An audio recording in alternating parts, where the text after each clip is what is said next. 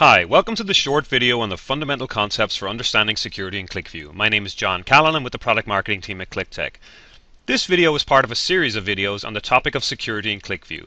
If you haven't already done so, please take a look at the first video entitled Understanding Security in QlikView, an Overview, and all preceding videos to better prepare you for the topics presented here. It's important to remember that security in QlikView is applied through a combination of document level and server level approaches. In this video, I will cover how to use a QlikView server publisher to provide for centralized secure section access control. So let's jump right in. I've logged in as an admin, the author of this document. I'll open up my script and look at the hidden script. And what you'll see here is, as I've shown in previous videos, the hidden script tab that contains all of the username and password combinations, as well as the data reduction portion, the section application, in the text in the script. But best practices dictate that one would want to administer this access information from a single server location. So what I'll show here is how to do that. What I want to do is invoke a call to a central server to fetch the user authorization table. I can do this by selecting Insert, Section Access, Publisher Authorization. I have options to select a file from a local source, an internet-based source, or a field. You'll see that the internet file field is already completed with a URL, so I'll click Next and Finished. I will show how to create that URL reference in a second.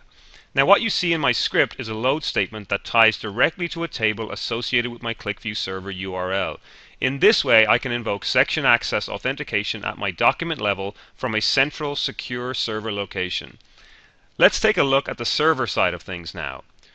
What you're looking at is my server-side Enterprise Management Console. Access to this console is restricted to QlikView administrators on the server side only, and usually only a very small number of people have access to this.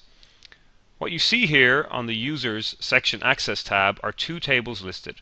When I click on the Section Access Test table, you'll see that the table here on the right contains the usernames, passwords, omit, and NT name fields. In this section access table, I am mixing QlikView native users with NT users for the purpose of instruction. In many cases, however, the NT name field is used exclusively, allowing for all authentication to be handled by Windows. As the QlikView admin, I can make edits right here in this window if I choose. If I want to add more fields, I simply select the Edit Columns button, and I'm given a choice to add more section access specific fields to my table. Once I click Apply, I can go back to the main view and then select Section Access Table URL to show the URL to link to from the QlikView document's hidden script. As you recall, this was the URL that I invoked earlier in this demo.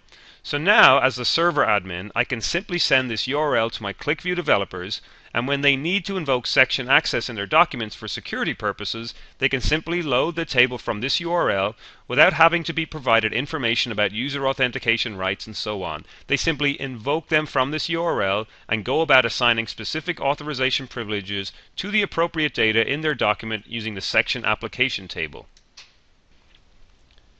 What you've just seen is a short video looking at centralized section access control using the QlikView server. This video is part of a series of videos covering security in QlikView, and I encourage you to view the other videos in this series to give you a more complete picture of how security is handled in QlikView. Thank you.